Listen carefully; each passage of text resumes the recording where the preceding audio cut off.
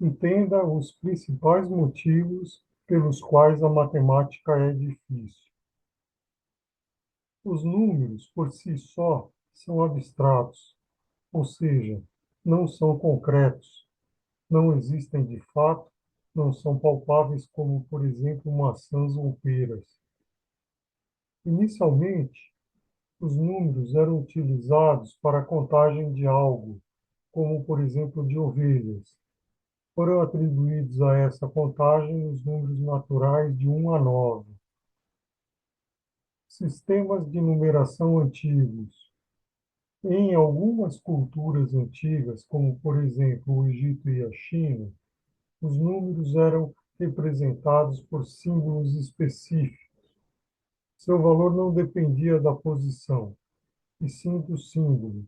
Os números eram representados por símbolos escritos um ao lado do outro, normalmente em ordem decrescente, entre os quais se subentendia a soma.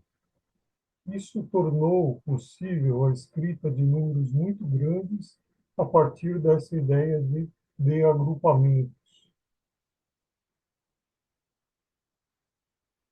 O zero ou nada. O sistema de numeração posicional é um sistema de representação de números em que o valor de cada algarismo depende da sua posição no número. O sistema de numeração posicional já existia entre os babilônicos, porém, ao que tudo indica, surgiu na Índia a criação de um símbolo para o nada, o zero. A partir daí, ao invés de se deixar um espaço em branco na representação de um número, o que evidentemente não era apropriado, já que causava muitas confusões, passou-se a se usar esse símbolo.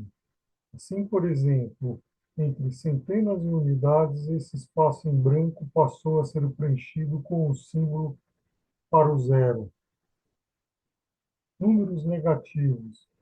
A partir dos séculos XV e XVI, as grandes mudanças no modo de vida fizeram o homem atuar e trabalhar com quantidades contrárias: dinheiro gasto e ganho, mercadoria vendida e estocada. Os números negativos aparecem pela primeira vez na China antiga.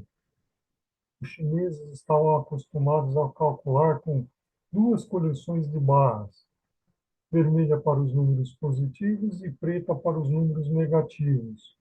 No entanto, não aceitavam a ideia de um número negativo poder ser solução de uma questão matemática.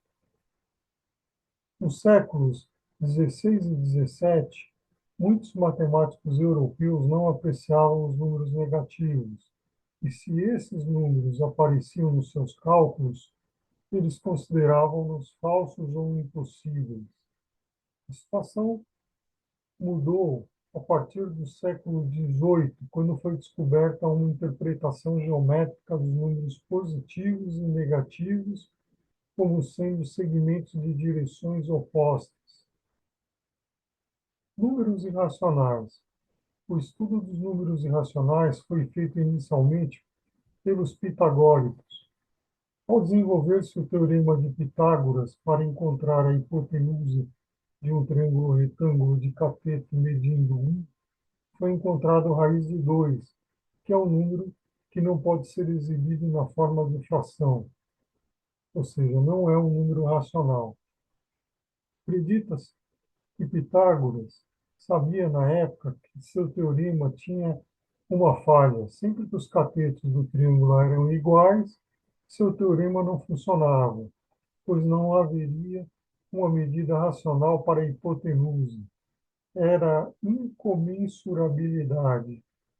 Posteriormente, foram descobertos outros números irracionais, como, por exemplo, raiz de 3, π, o número de Euler, o número de ouro, etc.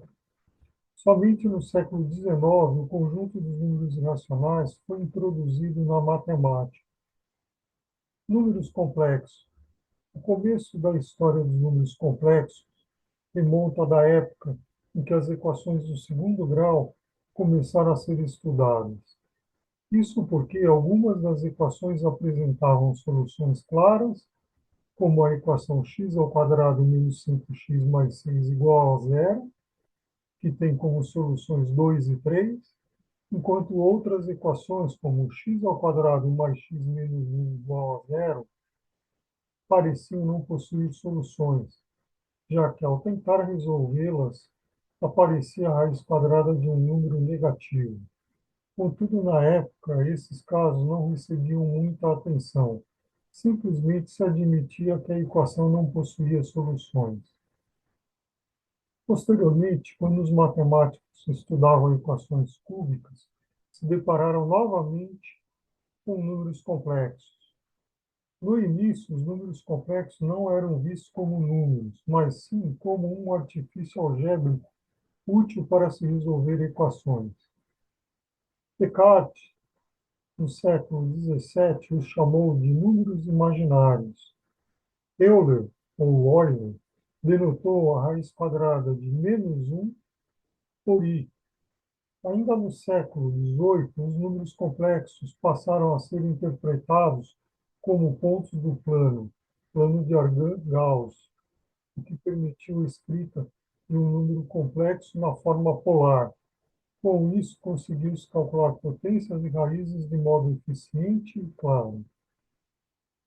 Com a descoberta e/ou invenção dos números negativos, do zero, dos números irracionais e dos números complexos, que ocorreu ao longo da história da humanidade, o nível de abstração dos números aumentou muito.